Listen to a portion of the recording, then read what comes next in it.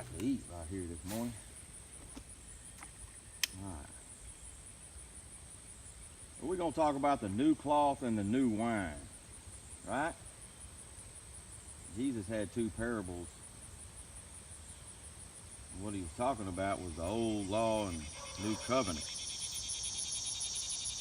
At one point in the New Testament, Jesus began to get questioned about some of his teachings, you know, because they were different, a little bit different than the old law.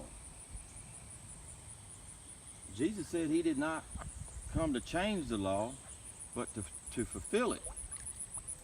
See what I'm saying? He didn't come to change it. He just came to do it. Came to fulfill it. Came to complete it. Okay? So he gave two parables about this. One was the new cloth. And it was saying you cannot put a new piece of cloth on an old garment.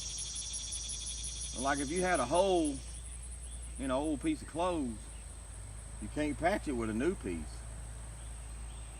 because it'll tear away from the old, make it worse.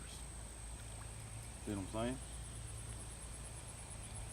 The other was about new wine, put new wine in an old wine skin. Okay? Luke 5:37 says, "No one puts new wine into an old wineskin, or else the new wine will burst, and the wine will be spilled, and the wine skins be ruined." That's Luke 5:37. Okay? Now these two parables mean you cannot live by the old law and the new covenant together. They don't mesh. The new covenant cannot be patched onto the old covenant. Okay? See what I'm saying? Ain't gonna work. Jesus brought us grace instead of law. We're not held captive by the old law.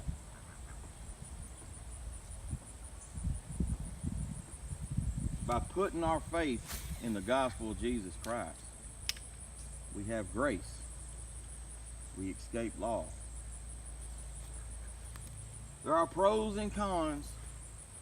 Pros and cons. Everybody knows what pros and cons are. There's pros and cons, which is positives and negatives. Okay?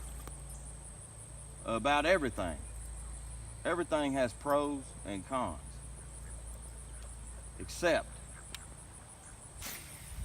following Jesus Christ. Loving God and loving your neighbor. Can anyone tell me a con or a negative in loving God and loving your neighbor? Here's a news flash. There are no negatives.